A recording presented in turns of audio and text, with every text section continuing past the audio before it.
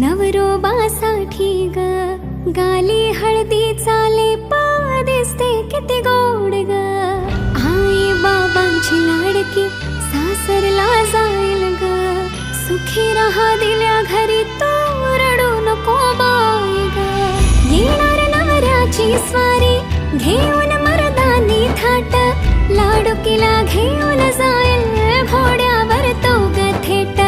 सखे तुझी आठवण येईल ग हो हळदी अंगाला, हो हळदी